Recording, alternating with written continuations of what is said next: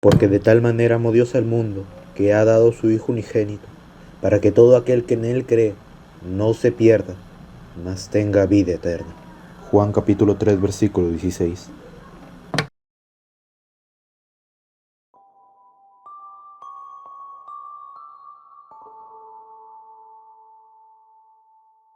En el principio, Dios es, y es un ser inmaterial, atemporal y no espacial.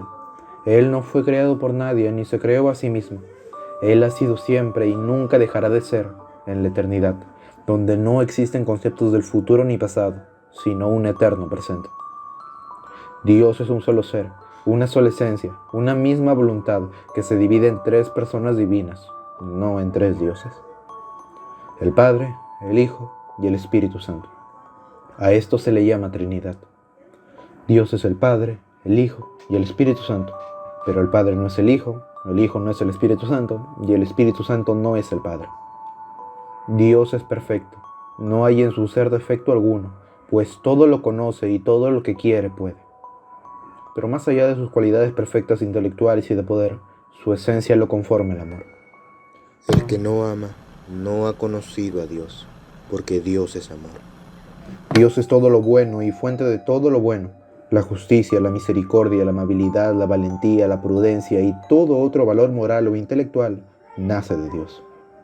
Dios es todo lo bueno y todo lo que no es de Dios, eso es la maldad. Dios, en la eternidad, decide crear, hacer de la nada algo. En este primer acto de creación crea el tiempo, la materia y el espacio. Y dentro de esta creación crea criaturas espirituales, querubines, serafines y ángeles. Los creó con la capacidad del libre albedrío, es decir, el poder decidir entre el bien y el mal. Y el mayor ángel que creó, llamado Lucero de la Mañana, decidió usar su libertad para rebelarse contra Dios y usurpar su puesto como rey de la creación, engañando a un tercio de la población de ángeles en el proceso. En el principio, creó Dios los cielos y la tierra. La maldad había entrado en el universo perfecto que Dios había creado, pero eso no impide que Dios siga creando. De hecho, decide que su nueva creación será mucho mejor que la primera, los cielos y la tierra. Crea un planeta, lo organiza, crea la vida, crea las constelaciones y demás planetas. Evoluciona la vida vegetal en animal y como su más grande creación, el hombre. Entonces dijo Dios, hagamos al hombre a nuestra imagen, conforme a nuestra semejanza, y señoree en los peces del mar, en las aves de los cielos, en las bestias, en toda la tierra y en todo animal que se arrastra sobre la tierra. Creó a la humanidad con el propósito de gobernar su mundo perfecto y hermoso.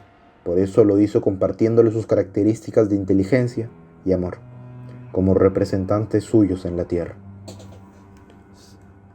Y así como los ángeles, les dio libre albedrío. Satanás, que significa rival, el nuevo título de aquel antaño gran ángel, deseando ir en contra de la voluntad de Dios en todo, sabiendo que no podría vencerle, decide arruinar su nueva creación.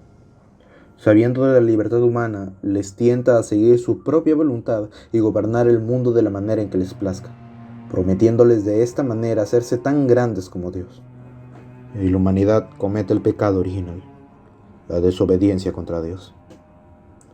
La maldad ya existía en el universo, pero había permanecido alejada de la tierra hasta este pecado. La conexión personal que Dios tenía con su creación se rompe por culpa del pecado, y era necesaria la muerte de la humanidad como castigo por su desobediencia.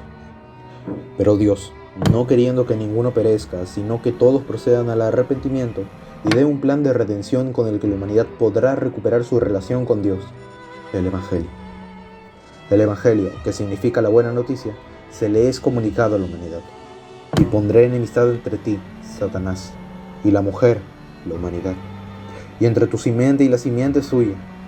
Esta te herirá en la cabeza, y tú le herirás en el calcañar. Dios promete a la simiente de la mujer, una persona que matará a la simiente de Satanás, no sin antes ser gravemente herido por ella, y con su muerte desaparecerá el pecado del universo.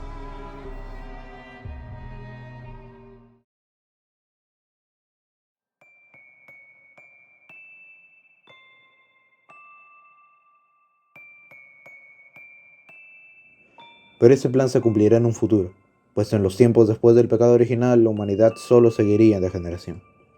Luego de que la humanidad se expandiera por gran parte del mundo, Dios decide comenzar su plan de salvación con un hombre llamado Abraham. Pero Jehová había dicho a Abraham: vete de tu tierra y de tu parentela y de la casa de tu padre a la tierra que te mostraré. Y haré de ti una nación grande y te bendeciré y engrandeceré tu nombre y serás bendición. Bendeciré a los que te bendijeren y a los que te maldijeren maldeciré. Y serán benditas en ti todas las familias de la tierra. El plan de Dios fue escoger este pueblo entre todos los pueblos de la tierra, no porque fuese el más poderoso, moral o tecnológico, sino por su simple gracia, para que sirviese como un modelo de reino de Dios en este mundo que inspirase a las demás naciones a arrepentirse de sus pecados, así como ser el país donde naciese la simiente de la mujer, quien después fue revelado como Mesías, y con su apoyo predicar el evangelio a todos los pueblos de la tierra. Con el propósito de cumplir este plan, Dios le promete a Abraham la tierra prometida, que es Canaán, donde sus descendientes formarían su nación. Abraham obedeció, y aunque ciertamente pecó muchas veces a lo largo de su vida, Dios permaneció fiel siempre. Abraham, el nuevo nombre que Dios le había puesto, tuvo como hijo Isaac, y él a Jacob, quien Dios renombraría Israel. Israel engendró 12 hijos, de quienes su descendencia formaría las 12 tribus que conformarían la joven nación de Israel.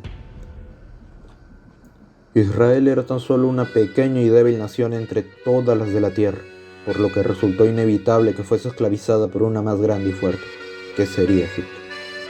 400 años sufrieron los israelitas la esclavitud por parte de los egipcios, hasta que Dios decidió que era momento de continuar con su plan, y llamó a un israelita llamado Moisés, quien usaría para liberar a su pueblo. Dijo luego Jehová: bien he visto la aflicción de mi pueblo que está en Egipto, y he oído su clamor a causa de sus exactores, pues he conocido sus angustias, y he descendido para librarlos de mano de los egipcios, y sacarlos de aquella tierra a una tierra buena y ancha, a tierra que fluye leche y miel, a los lugares del cananeo, del eteo, del amorreo, del fereceo, del heveo y del jebuseo. Aunque se le ofreció al rey de Egipto liberar a Israel pacíficamente, su negación provocó que Dios mostrase su gran poder mediante 10 plagas destructivas, después de las cuales por fin el pueblo de Israel fue libre. Ahora en el desierto, camino a la tierra prometida, el pueblo de Dios necesitaba una constitución por la cual puedan regir su política, religión y moral. Y para este propósito Dios les presenta los 10 mandamientos. 10 reglas espirituales y morales que servirían para que el ser humano pudiese vivir en paz con Dios y con su prójimo, además de muchas otras leyes que sirvieron para consolidar a Israel como una verdadera nación. A todo este conjunto de leyes se le llama la ley, en mayúscula. Aunque cumplir los preceptos de la ley no es demasiado difícil para ti ni está lejos, eran imposibles de cumplir por el ser humano, y por tanto todos se hicieron transgresores de la ley. Y aunque ésta tenía un método de expiación de pecados por medio de sacrificios animales, estos no podían borrarlos, tan solo ocultarlos.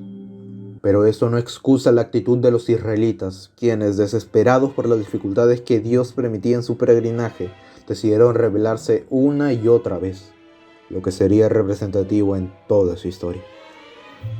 Incluso después de asentarse en la tierra prometida, los hijos de Israel no dejaron de pecar deliberadamente y sin consideración por la gran importancia que tenían y su misión para ser ejemplo de las naciones. Llegó a tal punto la degeneración de Israel que no sería incorrecto afirmar que las naciones paganas a las que debían enseñar eran muchísimo mejores que ellos. Fue por querer parecerse a las demás naciones que quisieron ser gobernados por reyes y no por Dios. Por ello tenemos a Saúl, David, Salomón y muchos otros reyes que, unos más que otros, resultaron inútiles para detener el pecado de Israel, y hasta parecía que lo impulsaban. Pero se rebelaron contra mí y no quisieron escucharme. No arrojaron las cosas detestables que les traían, ni abandonaron los ídolos de Egipto. Entonces decidí derramar mi furor sobre ellos, para desahogar contra ellos mi ira en medio de la tierra de Egipto. Dios es justo, sería injusto que dejase la maldad sin castigo, y por eso castigó repetidamente a Israel. Utilizó como instrumentos a los pueblos vecinos, aquellos a que tanto los israelitas habían admirado, para que destruyesen sus ciudades y templos y fueran esclavizados repetidas veces. Mis ojos desfallecieron de lágrimas, se conmovieron mis entrañas. Mi hígado se derramó por tierra a causa del quebrantamiento de la hija de mi pueblo, cuando desfallecía el niño y el que mamaba en las plazas de la ciudad. Pero no duraría por siempre la ira de Dios. El plan de salvación, aunque tenía de Israel como un pilar importantísimo y ésta había cumplido su promesa, no significó que se rindiera en él. Por eso mostró visiones del futuro a personas llamadas profetas, como Isaías o Jeremías, en donde Israel actuaba con formas de importancia y podía estar en comunión con Dios. Y no solo Israel, sino todo el mundo. En aquel tiempo, Israel será tercero con Egipto y con Asiria para bendición en medio de la tierra. Porque Jehová de los ejércitos los bendecirá diciendo: bendito el pueblo mío Egipto, y el asirio obra de mis manos, e Israel mi heredad. Este reino idílico llegaría por medio de una persona enviada por Dios, la simiente de la mujer, el Mesías.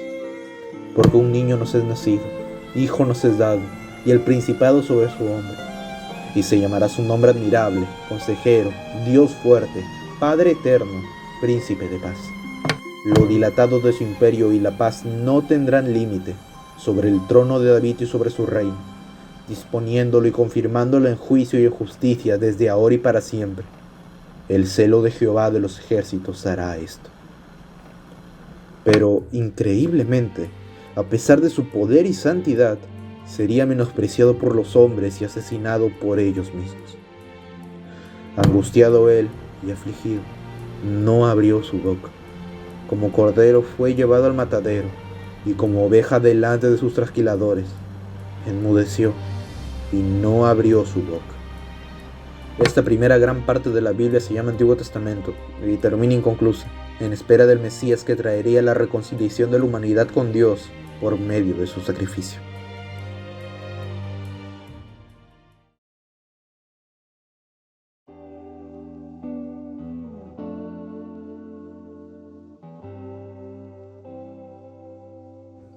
Desde el ministerio de Malaquías, último profeta del Antiguo Testamento, hasta el nacimiento del Mesías, transcurrieron 400 años donde Dios no levantó ningún profeta para nueva revelación, conocido como periodo intertestamentario.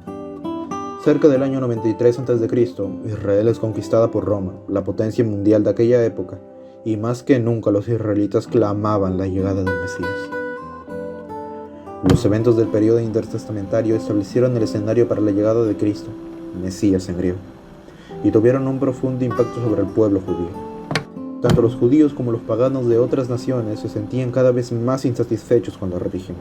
Los paganos comenzaban a cuestionar la validez del politeísmo. Los romanos y griegos fueron llevados de sus mitologías hacia las escrituras hebreas, ahora fácilmente accesibles en griego latín. Sin embargo, los judíos estaban abatidos. Una vez más, eran conquistados, oprimidos y contaminados. La esperanza se estaba agotando y su fe estaba aún más baja. Estaban convencidos que ahora solo una cosa podría salvarlos a ellos y a su fe: la llegada del Mesías. No solo la gente estaba preparada y lista para el Mesías, sino que Dios también se movía de otras maneras. Los romanos habían construido caminos para ayudar a difundir el Evangelio. Todos se extendían un idioma común, el griego koiné, el idioma del Nuevo Testamento, y había paz y libertad para viajar, ayudando aún más a la difusión del Evangelio. El Nuevo Testamento nos cuenta la historia de cómo llegó la esperanza, no solo para los judíos, sino para el mundo entero. En una ciudad israelita llamada Nazaret, cuya reputación estaba por los suelos, vivía una pareja de esposos, María y José, ambos muy humildes y respetuosos ante la ley. Un día cualquiera, uno de los ángeles de Dios, Gabriel, visita a María. Entonces el ángel le dijo: María, no temas, porque has hallado gracia delante de Dios. Y ahora concebirás en tu vientre y darás a luz un hijo, y llamarás su nombre Jesús. Este será grande y será llamado Hijo del Altísimo, y el Señor Dios le dará el trono de David su padre, y reinará sobre la casa de Jacob para siempre, y su reino no tendrá fin. Por medio del Espíritu Santo, María, quien era virgen, daría a luz al Mesías, la encarnación de Dios. Después viajarían a Belén, donde Jesús nacería en un pesebre rodeado de animales. El Rey del universo nació en la más humilde condición de todas. Esto marcaría el inicio del fin de la historia de la humanidad. A este evento se le conoce como la encarnación del Verbo, y aquel Verbo fue hecho carne y habitó entre nosotros. Y vimos su gloria, gloria como del unigénito del Padre, lleno de gracia y de verdad. El Verbo es la segunda persona divina, el Hijo, quien existe en la eternidad con el Padre y el Espíritu. La encarnación es uno de los más grandes misterios del cristianismo y lo que lo hace único en frente de las demás religiones del mundo. Es lo eterno haciéndose finito, lo inmortal, mortal, lo fuerte, débil. Haya pues en vosotros ese sentir que hubo también en Cristo Jesús, el cual, siendo en forma de Dios, no estimó el ser igual a Dios como cosa que aferrarse, sino que se despojó a sí mismo, tomando forma de siervo, hecho semejante a los hombres. Y estando en la condición de hombre, se humilló a sí mismo, haciéndose obediente hasta la muerte, y muerte de cruz. De vuelta en Nazaret, el niño Jesús viviría su infancia como cualquier otro niño israelita, aunque eso sí, con una sorprendente habilidad para el estudio e interpretación de las Escrituras. Y Jesús crecía en sabiduría y en estatura, y en gracia para con Dios y los hombres. En sus 30, Jesús sería bautizado por su primo, Juan el Bautista, marcando el inicio de su corto ministerio de 3 años en la tierra, reuniendo para sí 12 apóstoles que serían los encargados de esparcir el evangelio a toda nación. Estos hombres no eran los más capacitados para su misión, pues eran simples hombres del pueblo sin mayor habilidad para nada y desfilaban incontables pecados en su vida. Pero esto no impidió que Jesús los eligiera de cualquier manera. Desde el despertar hasta el acostarse, todo el tiempo permanecían con Jesús, aprendiendo de su doctrina por medio de su palabra y accionar, incluso cuando ni siquiera tenían lugar para dormir. Y le dijo Jesús: las zorras tienen guaridas y las aves de los cielos nidos, mas el Hijo del Hombre no tiene dónde recostar la cabeza. Desde entonces comenzó Jesús a predicar y a decir: arrepentíos, porque el reino de los cielos se ha acercado. Hasta donde llega mi joven conocimiento, el ministerio de Cristo es el primer movimiento progresista de la historia. Desde la lista política, el cristianismo primitivo estuvo siempre en tensión con el Imperio Romano, pues Jesús se llamaba a sí mismo Hijo de Dios, título utilizado comúnmente a los emperadores romanos.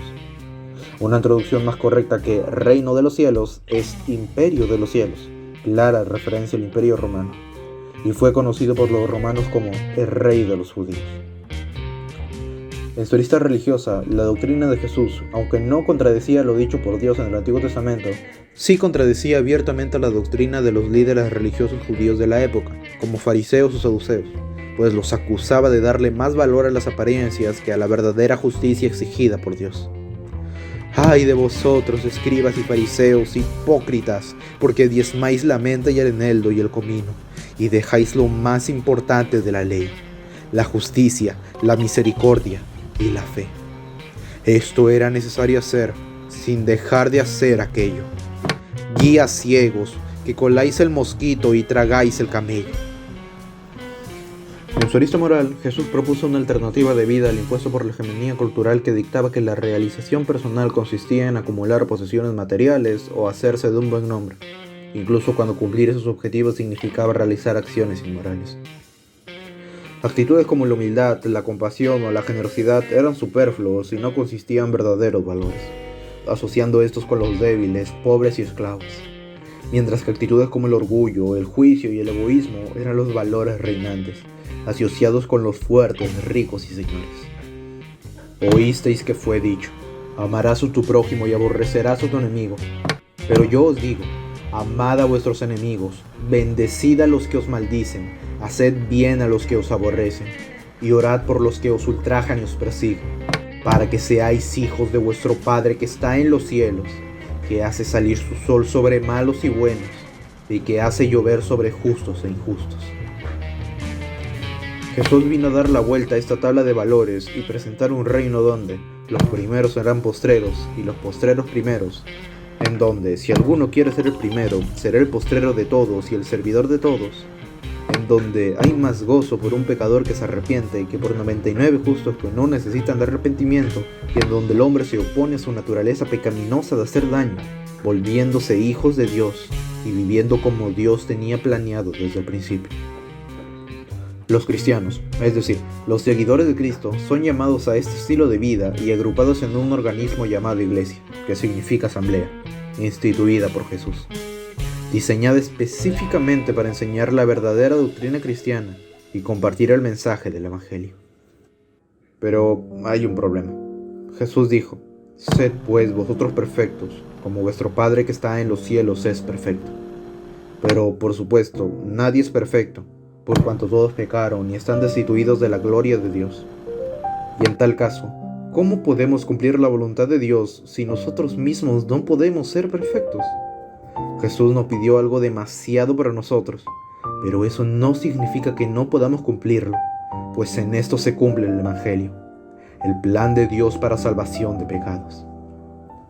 Es necesario que el Hijo del Hombre padezca muchas cosas y sea desechado por los ancianos, por los principales sacerdotes y por los escribas, y que sea muerto y resucita el tercer día.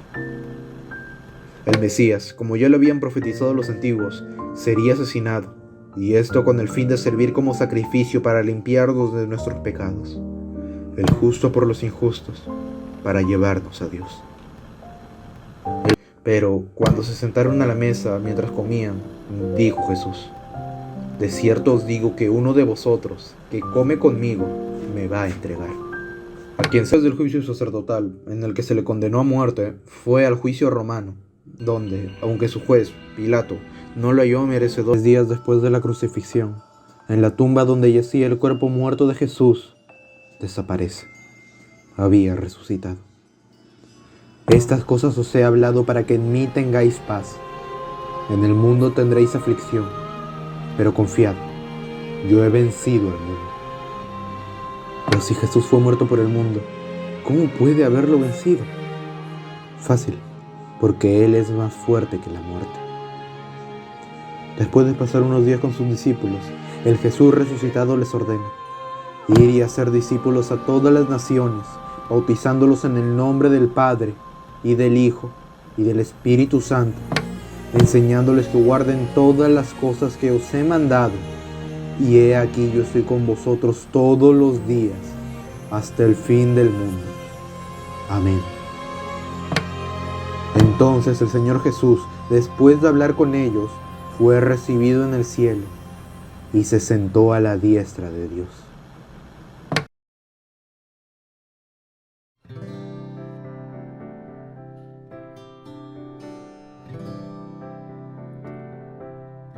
Y ellos salieron y predicaron por todas partes, colaborando el Señor con ellos, y confirmando la palabra por medio de las señales que la seguían. Los apóstoles hacían esto, en vez de lamentarse por la ida de su Maestro en los cielos. Después, cuando llegó el día de Pentecostés, una fiesta judía, de repente vino del cielo un estruendo como de un viento recio que soplaba, el cual llenó toda la casa donde estaban sentados, y se les aparecieron lenguas repartidas, como de fuego, asentándose sobre cada uno de ellos. Y fueron llenos del Espíritu Santo, y comenzaron a hablar en otras lenguas, según el Espíritu les daba que hablasen. El Espíritu Santo, la tercera persona divina, había descendido a cada uno de los apóstoles, haciéndoles templo de Dios, y confiriéndoles el don de lenguas que les permitía comunicarse con todos los presentes, ganando la atención de la multitud.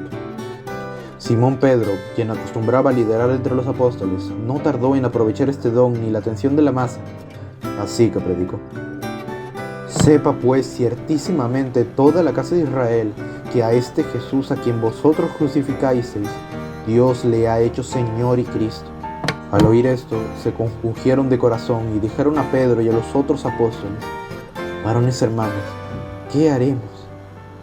Pedro les dijo: «Arrepentíos y bautícese cada uno de vosotros en el nombre de Jesucristo para perdón de los pecados, y recibiréis el don del Espíritu Santo, porque para vosotros es la promesa, y para vuestros hijos, y para todos los que están lejos, para cuantos el Señor nuestro Dios llamare». Así que los que recibieron su palabra fueron bautizados y se añadieron aquel día como 3,000 personas. El bautismo consiste en sumergir a la persona en las aguas y es la señal de la conversión del creyente, la proclamación de fe de quien reconoce a Jesús como su Señor y Salvador, y el momento donde se despoja del viejo hombre que está viciado conforme a los deseos engañosos, renovando el espíritu de su mente y vistiéndose del nuevo hombre, creado según Dios en la justicia y santidad de la verdad. Y sobrevino temor a toda persona, y muchas maravillas y señales eran hechas por los apóstoles. Todos los que habían creído estaban juntos, y tenían en común todas las cosas, y vendían sus propiedades y sus bienes, y los repartían a todos según la necesidad de cada uno. Y perseverando unánimes cada día en el templo, y partiendo el pan en las casas, comían juntos con alegría y sencillez de corazón, alabando a Dios y teniendo favor con todo el pueblo. Y el Señor añadía cada día a la iglesia los que habían de ser salvos. Pero la paz no duraría mucho tiempo. Las autoridades religiosas judías no soportaban la predicación del Evangelio, pues para su religión las enseñanzas del cristianismo eran heréticas, por lo que múltiples veces los apóstoles fueron encarcelados y torturados. Incluso sufrieron la muerte, como es ejemplo Esteban, siendo apedreado y muriendo predicando el Evangelio. Y apedreaban a Esteban, mientras él invocaba y decía: Señor Jesús, recibe mi espíritu. Y puesto de rodillas, clamó a gran voz: Señor, no les tomes en cuenta este pecado. Y habiendo dicho esto, durmió. La paz acabó, pero no su gozo, pues cuando ellos salieron de la presencia del concilio, se sintieron gozosos de haber sido tenidos por dignos de padecer afrenta por causa del nombre. Y todos los días en el templo y por las casas no cesaban de enseñar y predicar a Jesucristo. Uno de los fariseos que perseguía a los cristianos se llamaba Saulo de Tarso, también conocido como Pablo, quien estuvo presente en la ejecución de Esteban. En una de sus tantos trajines, repentinamente le rodeó un esplendor de luz del cielo, y cayendo en tierra, oyó una voz que le decía: Saulo, Saulo, ¿por qué me persigues? Él dijo: ¿Quién eres, Señor? Y le dijo: Yo soy Jesús, a quien tú persigues. Dura cosa te es dar coces contra el aguijón. Él, temblando y temeroso, dijo: Señor, ¿qué quieres que yo haga? Y el Señor le dijo: Levántate y entra en la ciudad, y se te dirá lo que debes hacer. Aunque los cristianos fueran escépticos en aceptar la conversión de su perseguidor, el fervor con el que empezó a predicar a Cristo y su gran argumentación, pues como fariseo que fue, estaba muy bien instruido en las Escrituras, lograron que sea reconocido como un apóstol adicional, el apóstol de los gentiles, es decir, que no es de nacionalidad judía. El ministerio de Pablo es el más importante del cristianismo, justo después del de Cristo, pues en sus 3 viajes misioneros que lo conforman, es decir, viajes a diferentes naciones con el propósito de predicar el Evangelio, y la variedad de cartas que escribió a las iglesias, que lo colocan como el autor con más libros de la Biblia, consolidaron la cosmovisión cristiana primitiva y su método de acción. Pablo, como centró su predicación a los gentiles, se enfocó en conectar la cultura pagana con la cultura cristiana, exponiendo brevemente el concepto de la ley, la constitución que Dios habría entregado a los israelitas hace tantos miles de años, por la cual ninguno se justifica para con Dios, ya que era demasiado exigente e imposible seguir cada uno de sus preceptos, y con esto presentaba a Cristo, quien por pura gracia permitía que todos fuéramos justificados pues por la fe, y tengamos paz para con Dios por medio de nuestro Señor Jesucristo. Y su método de acción, centrado en la predicación a tiempo y fuera de tiempo, que le permitió predicar a todo el mundo conocido en su época, sin que se lo impidiese las múltiples dificultades que enfrentaba, en caminos muchas veces, en peligros de ríos, peligros de ladrones, peligros de los de mi nación, peligros de los gentiles, peligros en la ciudad, peligros en el desierto, peligros en el mar, peligros entre falsos hermanos.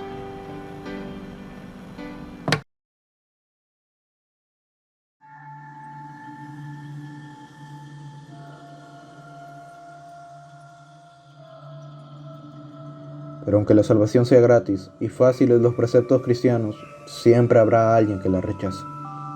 ¿Qué pasará con aquellos quienes, habiéndoseles predicado el Evangelio, deciden rechazarlo? Aunque hay esa respuesta en otros libros bíblicos, el Apocalipsis de Juan es el que lo describe más detalladamente.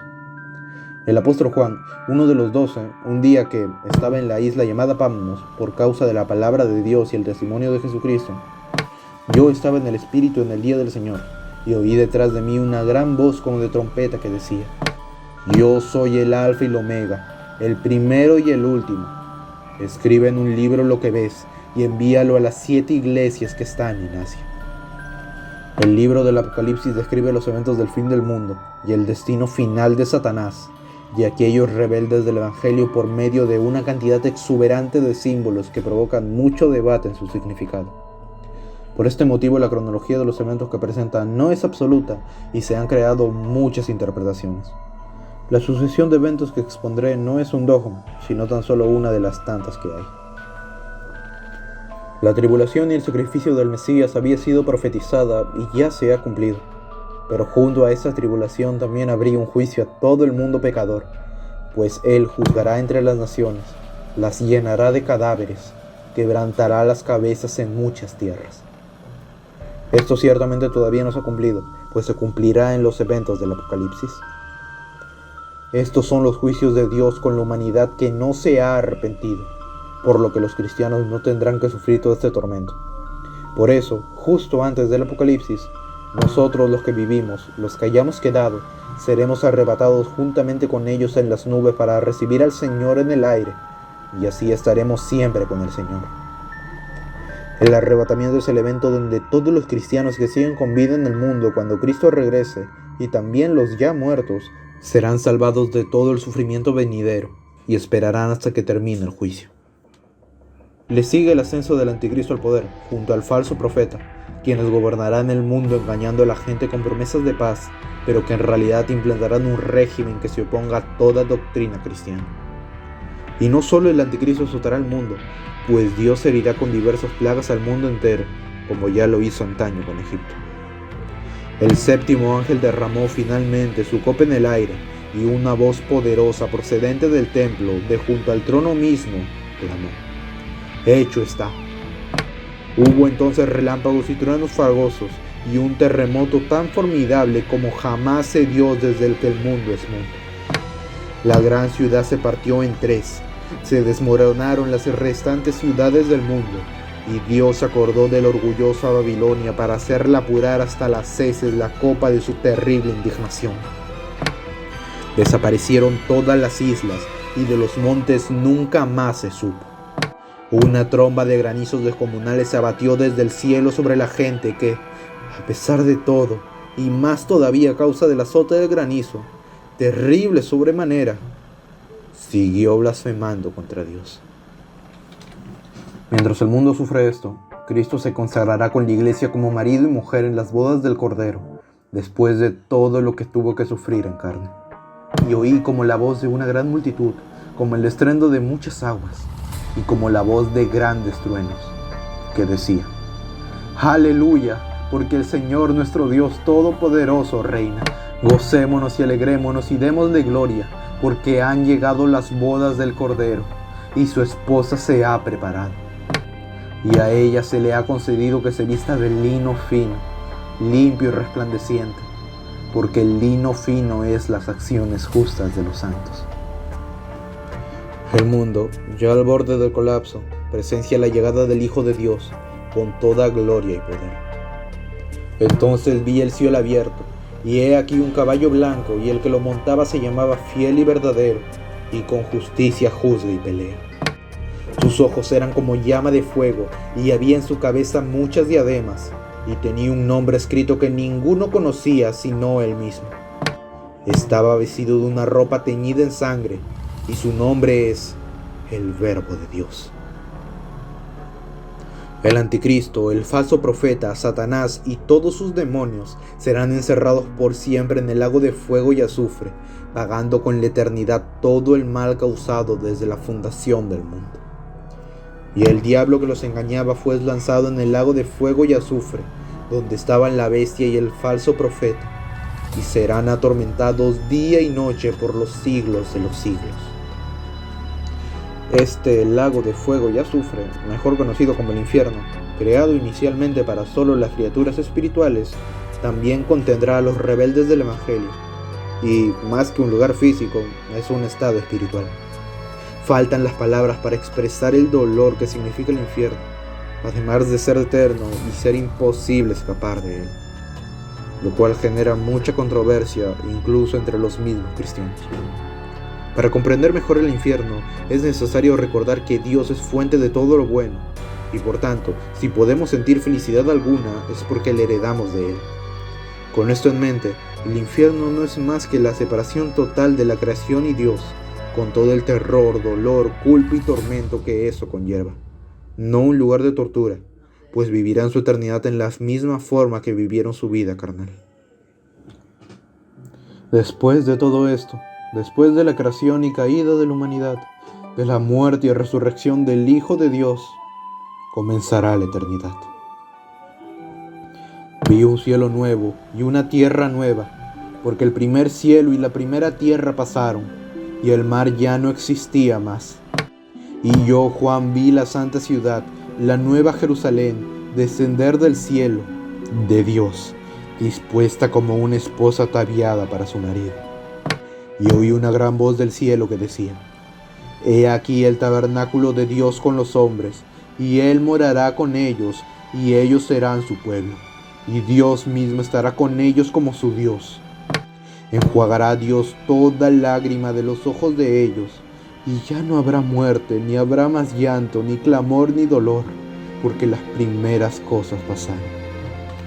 La tierra y el cielo, la morada de los hombres y la morada de Dios, que en Edén eran uno en perfecta armonía, pero que fue separada por el pecado, vuelve a unirse. El Edén vuelve a ser, ya sin peligro de pecado, pues todos amarán hacer la voluntad de Dios. Y esta es la eternidad, sin pasado ni futuro, los hijos de Dios en completa armonía con su Padre, no como ahora, que incluso santificados por la sangre de Cristo seguimos pecando, ni con dudas de la fe, pues ahora vemos por espejo oscuramente, mas entonces veremos cara a cara. Ahora conozco en parte, pero entonces conoceré como fui conocido.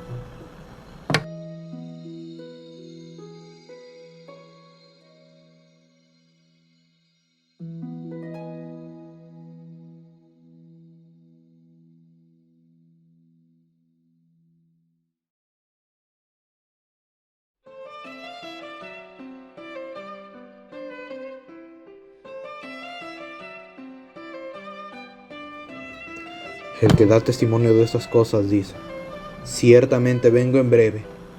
Amén. Sí, ven, Señor Jesús. 2000 años han pasado desde entonces y todavía los cristianos seguimos clamando el regreso del Mesías. 2000 años donde la iglesia se ha humillado y despreciado a Cristo una y otra vez, pero la esperanza cristiana ha sobrevivido toda maldad, incluso la propia. Aunque sean pocos los verdaderos cristianos, aquellos han vivido en carne el poder restaurador de Jesucristo, quien está dispuesto a salvarnos de nosotros mismos y nuestra debilidad, dándonos una nueva identidad basada en el propósito original de Dios para cada uno de nosotros. Por eso predican sin cesar, para que la mayor cantidad de gente sea salva de la vida pecaminosa que poseen. Y por eso yo predico. Gracias por ver este video hasta el final, realmente lo agradezco. Espero haber disipado tus incógnitas, y aquellas que no, siéntate libre de preguntar. Cuando continúes con tu vida diaria, pregúntate: ¿qué es la vida? ¿Qué propósito tiene la vida? ¿Por qué vivo? La respuesta a todas esas preguntas se encuentra en Cristo, quien te amó tanto que dejó la comunidad de los cielos para hacerse como tú y yo, sufriendo lo que debíamos sufrir para que nosotros no tengamos que sufrir la condenación. Dios se ha pasado la vida buscándote, y si estás dispuesto a abrirle la puerta en tu vida, no tienes más que hacer que aceptar a Cristo como tu Señor y Salvador para recibir la salvación eterna e inmediata. No habrá allí más noche, y no tienen necesidad de luz de lámpara ni de luz del sol, porque Dios el Señor los iluminará y reinarán por los siglos de los siglos.